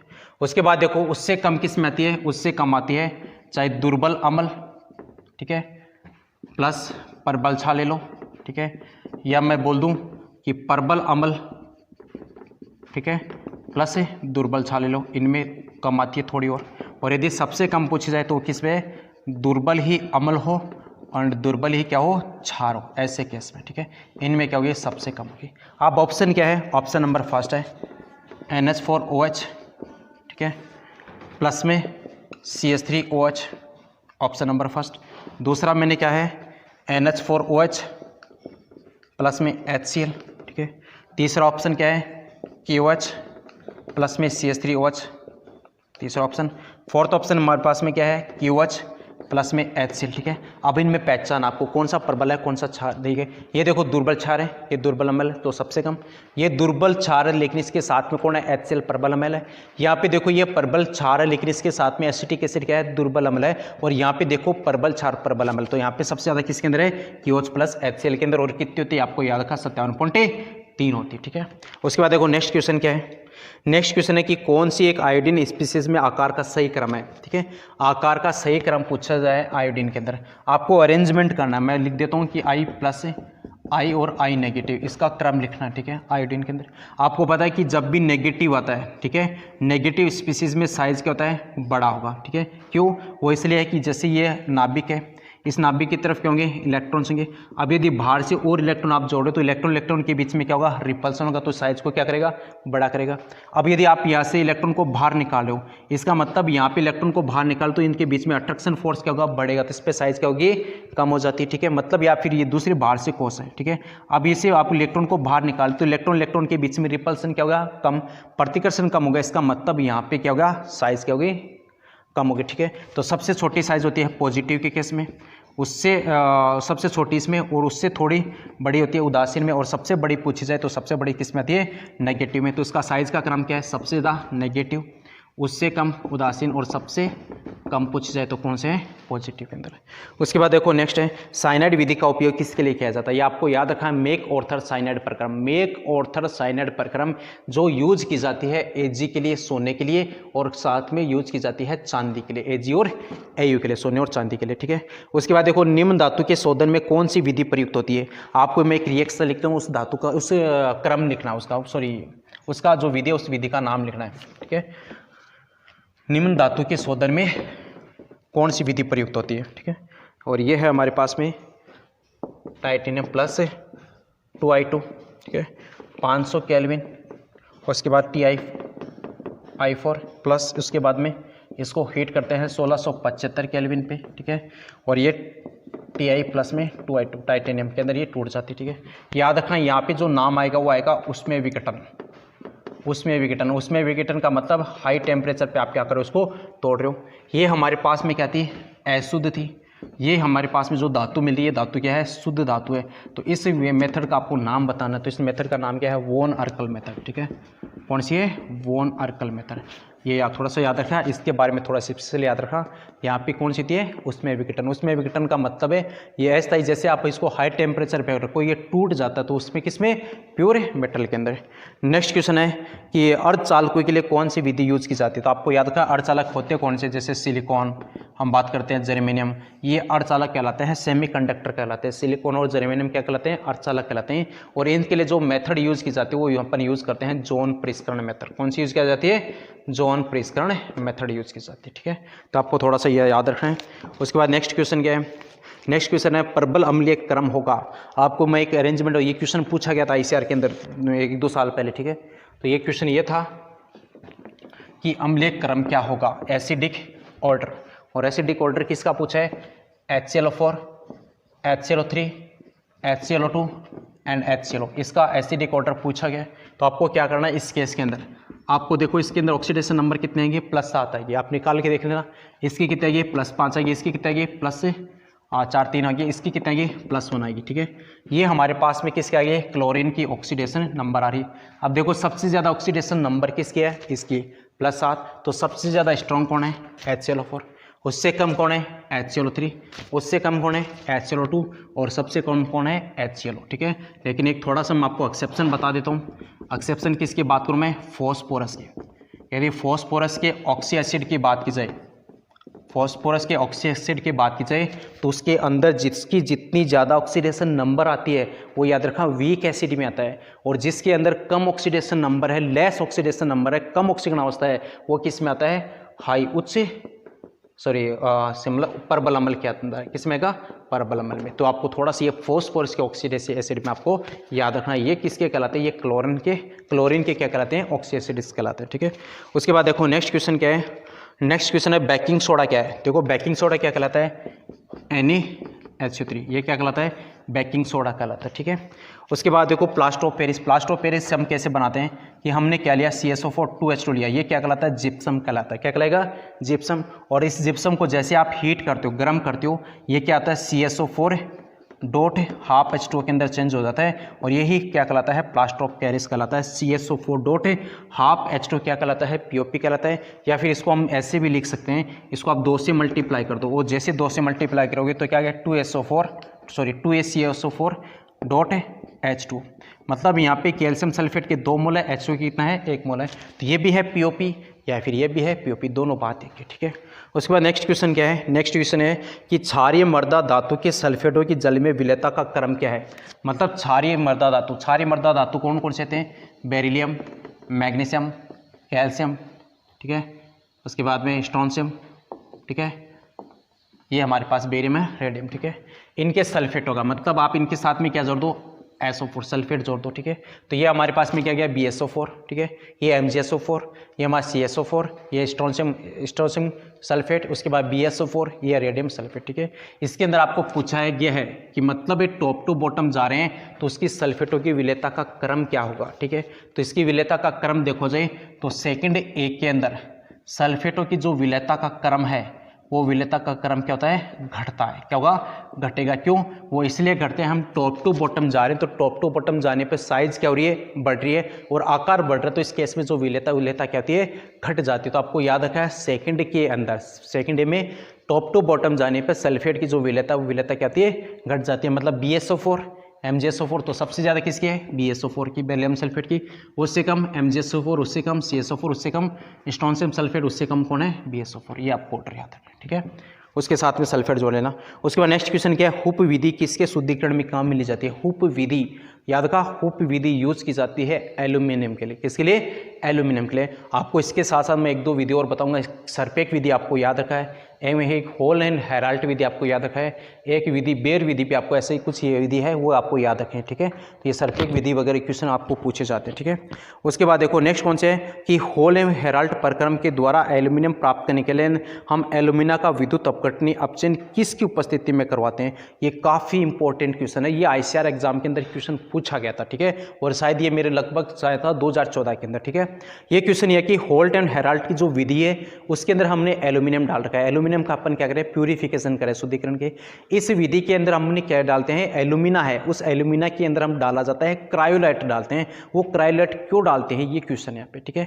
तो ये इसलिए डाला जाता है कि एल्यूमिनियम का टेम्परेचर क्या होता है? कम है, ठीक है। और जब यहाँ पे होल एंड हेराल्ट मेथड के अंदर जब टेम्परेचर हाई हो जाता है, ज़्यादा हो जाता है, तो ऐसे केस के अंदर एल्यूमिनियम क्या होती है? एल्यूमिनियम पिघलने लगती है, ठीक है।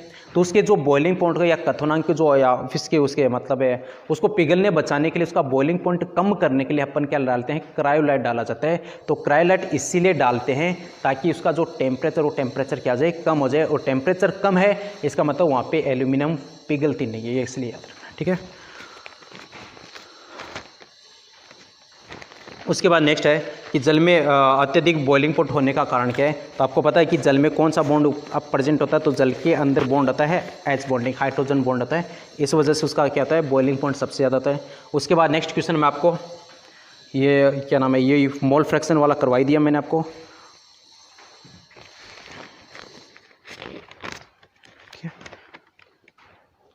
उसके बाद नेक्स्ट क्वेश्चन ये है कि गैस की आंतरिक ऊर्जा और दाब प्रति आयतन पर संबंधित क्या है? मतलब आंतरिक ऊर्जा और प्रेशर के बीच में रिलेशन क्या है? ये रिलेशन आपको पूछा गया, ठीक है।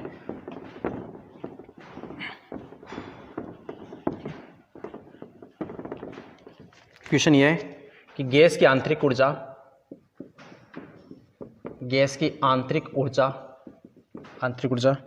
तथा दाब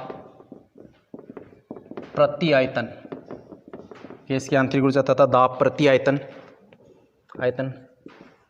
पर संबंधित है। मतलब एनर्जी और दाब के बीच में आपको ऊर्जा का संबंधित होती है, ठीक है। तो आपको देखो क्या रिलेशन है? फर्स्ट ऑप्शन P बराबर 2/3E, ये रिलेशन। दूसरा बराबर है P बराबर 3/2E, क्योंकि इसमें कन्फ्यूजन रहता है। C बराबर क्या है? P बराबर 1/2E। और जो D है और डी बराबर क्या है, पी बराबर 2E, ठीक है, ये रिलेशन है। तो अपन काइनेटिक एनर्जी बराबर क्या पढ़ते हैं, के ई बराबर पढ़ते हैं 3/2 RT, क्या पढ़ते हैं 3/2 RT, गतिज ऊर्जा बराबर। उसके बाद देखो हम आइडियल गैस पढ़ते हैं, V बराबर क्या है nRT पढ़ते हैं, PV बराबर क्या पढ़ते हैं nRT। आपको यहाँ पे n का मतलब 1 मोल मान लो, तो PV बराबर किसके है RT, क्या गया PV बराबर किसके RT है, तो RT की जगह क्या रख दूँ मैं, PV रख दूँ। तो काइनेटिक एनर्जी बराबर क्या गया 3/2 PV लिख दिया मैंने, ठीक है। अब देखो अपन को क्या पूछा गया है, अपन को एकांक आयतन में पूछा गया, तो इस आयतन को नीचे ले आता हूँ, ठीक है। और जैसे नीचे ले आए तो काइनेटिक एनर्जी अपॉन V बराबर कितना है 3/2 P। अब देखो प्रति एकांक आयतन का मतलब यहाँ पे V का मान मान लो आप 1 मान लो, ठीक है। तो हमारे पास में क्या गया, काइनेटिक एनर्जी बराबर 3/2 P, और हमको P बराबर निकालो, तो P बराबर काइनेटिक एनर्जी की जगह रख दूँ मैं E, तो यहाँ पे क्या आ गया P बराबर, इसको क्रॉस मल्टीप्लाई कर तो 2E/3। तो हमारे पास रिलेशन कौन सा आ गया, रिलेशन आ गया फर्स्ट, P बराबर 2/3E, ठीक है। उसके बाद देखो नेक्स्ट क्वेश्चन क्या है हमारे पास में, ठीक है। नेक्स्ट क्वेश्चन है, क्या होता है जब अल्फा कण का उत्सर्जन होता है, ठीक है। तो याद रखा, जब भी अल्फा कण का उत्सर्जन होता है तो याद रखा उसकी द्रव्यमान संख्या में आती है 4 की कमी, ठीक है। अल्फा कण होते क्या है, अल्फा कण होता है 2He4, हीलियम का जो ये पार्टिकल्स है इसको अपन क्या कहते हैं, अल्फा कण कहिए। तो याद रखा, जब भी अल्फा कण को उत्सर्जन होगा, जो द्रव्यमान संख्या उस द्रव्यमान संख्या में कितने कमी आती है, 4 की, और जो परमाणु क्रमांक उस परमाणु क्रमांक की कमी कितनी की आती है, 2 की कमी आती है। द्रव्यमान संख्या में 4 की कमी, और याद रखा जो परमाणु क्रमांक उसमें कितने की कमी आती है, 2 की कमी आती है अल्फा उत्सर्जन के अंदर। अब देखो क्वेश्चन ये है, आप ये क्वेश्चन आपको खुद को सोल्व करना है, ठीक है। मैंने आपको बता दिया हो क्या रहा है इसके अंदर, ठीक है, अल्फा कण के उत्सर्जन। क्वेश्चन ये रहता है कि यूरेनियम 9238 से अल्फा कण, इससे अल्फा कण तथा उसके बाद में बीटा कण, अल्फा तथा बीटा कण निकालने पर यह चेंज हो जाता है PB 82 में बदल जाता है। तो इस प्रक्रिया में अल्फा कणों का उत्सर्जन की संख्या क्या होगी, अल्फा कणों के उत्सर्जन की संख्या क्या होगी, ठीक है। ये क्वेश्चन है। क्वेश्चन ये है कि यूरेनियम 9238, ठीक है, इसमें अल्फा और बीटा कणों का उत्सर्जन हो रहा है, ठीक है। तो ये चेंज हो जाता है PB 82 में बदल जाता है।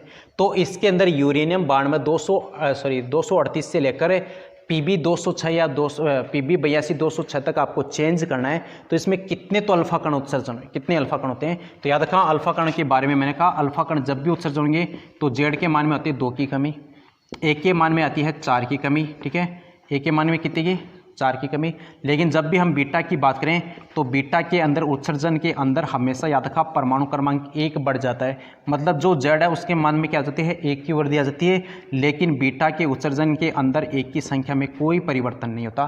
तो आपको चेक करना है 238 से आप कितने जा रहे हो, 206 तक, मतलब परिवर्तन कितने का है, 32 का। अब 32 का मतलब आपको क्या है, अल्फा कण हो रहे हैं, और अल्फा कण का मतलब 1 में कितने की आ रही है, 4 की कमी। तो बताओ 32 की कमी के लिए हम कितने अल्फा कण के निकालेंगे, 8, कितने निकालेंगे 8। तो अल्फा कण की संख्या कितनी आ जाती है, 8, ठीक है, क्योंकि बीटा कण से कोई इफेक्ट नहीं पड़ता एक के ऊपर, बीटा कण से चेंज कौन होगा, जो उसके परमाणु क्रमांक वो एक बढ़ जाता है, ठीक है। उसके बाद देखो नेक्स्ट क्वेश्चन है कि हाइड्रोजन बम किस सिद्धांत पे काम करता है, ठीक है।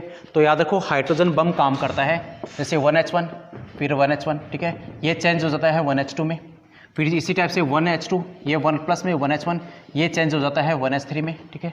उसके बाद में 1H3 प्लस में 1H1, ये चेंज होता है 2He4 के अंदर। तो यहाँ पे क्या हो रही है, आपस में जुड़ रहे हैं, क्या हो रहे हैं, जुड़ रहे हैं। तो याद रखा जो हाइड्रोजन बम है वो किस सिद्धांत पे काम करता है, ये काम करता है नाभिकीय संलयन पे। किस पे काम करता है, नाभिकीय संलयन पे। तो याद रखा जो हाइड्रोजन जो चक्कर है, या जो चक्कर की बात की जाए तो सूर्य और तारों के बीच में जो क्रिया होती है वो क्रिया भी कौन सी होती है, नाभिकीय संलयन होती है। संलयन का मतलब है जुड़ना, ठीक है। तो हाइड्रोजन बम किस सिद्धांत पे काम करता है, नाभिकीय संलयन पे, ठीक है।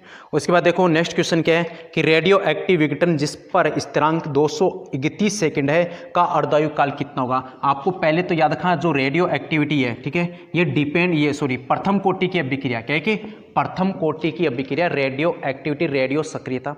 अब क्वेश्चन क्या दे रखा आपको, देखो क्वेश्चन ये कि रेडियो एक्टिविटी विघटन स्थिरांक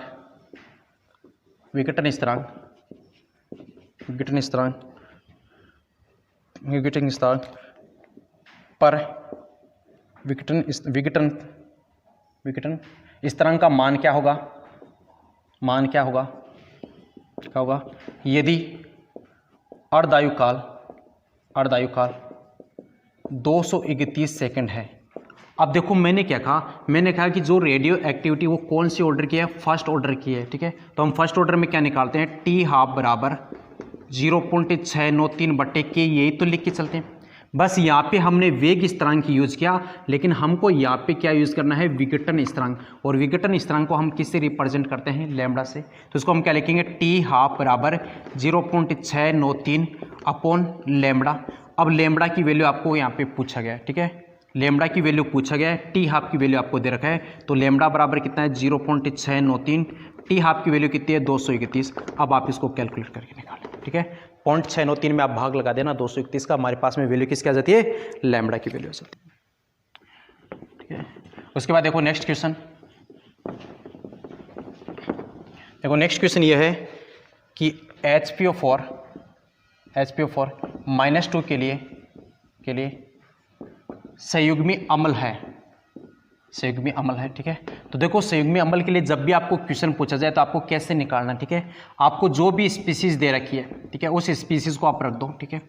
अब यदि इसमें आप H पॉजिटिव जोड़ रहे हो, ठीक है, मैं प्लस H पॉजिटिव कर रहा हूँ, जोड़ रहा हूँ, इसका मतलब वहाँ पे क्या बनेगा, कॉन्जुगेटेड एसिड बनेगा, संयुग्मी अम्ल बनेगा। यदि आप इसमें से H पॉजिटिव को निकाल रहे हो, इसका मतलब वो क्या बनेगा, संयुग्मी क्षार बनेगा, ठीक है। अब स्पीसीज हमारे पास में क्या है, HPO4 -2, हमको पूछा गया इसका संयुग्मी अम्ल क्या है, तो इसमें आप H पॉजिटिव को जोड़ दो, और जैसे जोड़ेंगे एक H पॉजिटिव यहाँ पे, एक H है, तो क्या बनेगा H2PO4 माइनस में, क्योंकि एक माइनस यहाँ पे क्या हो गया, कम H पॉजिटिव से, तो ये इसका क्या कहलाएगा, संयुग्मी अम्ल कहलाएगा। यदि इसका क्षार पूछा जाए तो क्षार में आपको क्या करना है, इस स्पीसीज से आपको क्या करना है, H पॉजिटिव को बाहर निकालना है, और जब बाहर निकालोगे तो क्या आ जाएगा, PO4 -3, ये इसका क्या कहलाएगा, संयुग्मी क्षार कहलाएगा। तो एक क्वेश्चन में आपको मैंने 2 क्वेश्चन बता दी, ठीक है। संयुग्मी अम्ल कैसे निकालते हैं, संयुग्मी क्षार कैसे निकालते हैं, आपको ये ट्रिक याद रखनी है, ठीक है, कन्फ्यूजन नहीं होगा इस आधार पे, ठीक है। नेक्स्ट क्वेश्चन ये है कि यदि ये विक्रिया N2 + 3H2 ये कन्वर्ट हो रही है 2NH3 के अंदर, अभिक्रिया N2 + 3H2 ये कन्वर्ट हो रही है 2NH3 के अंदर, ठीक है। अभिक्रिया के लिए 750 केल्विन पे साम्य अवस्थांक, 750 केल्विन पे साम्य अवस्थांक का मान है 49 है, ठीक है। तब अभिक्रिया NH3 कन्वर्ट हो रही है हाफ N2 प्लस में 3/H2 में कन्वर्ट हो रही है, मतलब अभिक्रिया NH3 कन्वर्ट किस में, हाफ N2 + 3/H2, इसके लिए साम्य अवस्थांक का मान क्या है, ठीक है। मतलब ये अभिक्रिया के लिए आपको साम्य अवस्थांक कितना दे रखा है, 49 दे रखा है। इस अभिक्रिया को मैंने अपोजिट किया है, उल्टा किया है, तो इस अभिक्रिया के लिए साम्य अवस्थांक का मान क्या है, ठीक है। तो हमने बात की थी कि जब आप निकालते हो तो अग्र अभिक्रिया का साम्य अवस्थांक, ठीक है, साम्य अवस्थांक, आपने अभिक्रिया को उल्टा किया है तो वो क्या जाता है, उसका उल्टा हो जाता है, प्रतीप अभिक्रिया साम्य अवस्थांक, ठीक है। अब आपने क्या, इस ही अभिक्रिया को उल्टा किया है, इसका मतलब साम्य अवस्थांक का मान क्या हो गया, उल्टा हो गया। फिर उसके बाद देखो ये रिएक्शन, आप इस रिएक्शन के कंपैरिजन करो, ये है हमारे पास में N2 + 3H2 इक्वल में क्या हो गया, 2NH3। इस रिएक्शन को मैंने क्या किया, इसको हाफ किया, मतलब इस रिएक्शन को मैंने हाफ किया, आधा किया, और आधा करने के बाद में तो ये चेंज हो रहा है। और मैंने कहा गया था जब भी आप किसी भी अभिक्रिया के सामने, किसी भी अभिक्रिया को जिस भी गुणांक से आप मल्टीप्लाई करते हो, वो उसकी क्या आ जाती है, पावर में आ जाती है, क्या आ गई, पावर के अंदर। तो इसकी पावर कितनी आ गई, 1/2। अब 1/2 पावर किसकी है, 49 की, 49 की पावर आ गई 1/2, इसका मतलब मान कितना आ रहा है, 7। लेकिन देखो ये अभिक्रिया यहाँ पे हमने क्या किया, उल्टा किया है, और जब अभिक्रिया उल्टा किया इसका मतलब साम्य अवस्थांक का मान भी क्या हो गया, उल्टा। तो यहाँ पे जो K2 की वैल्यू आएगी वो कितना आएगी, 1/7, कितनी आएगी, 1/7, ठीक है। तो आज तक हमने जो आज के लिए जो जितने क्वेश्चन किए आप उनको एक बार फिर से अच्छे से रिवाइज करना, और आपको मैं अभी 2-3 दिन में जो बचे हैं इनके लिए आपको ऑर्गेनिक जो रिएक्शन है, मेन जो रिएक्शन है वो आपको मैं क्वेश्चन के थ्रू पूरे करवाने की कोशिश करूँगा। और इसी के लिए आपको थैंक्स, जो आप इतना हम सबको सपोर्ट करो, इतना प्यार दे रहे हो।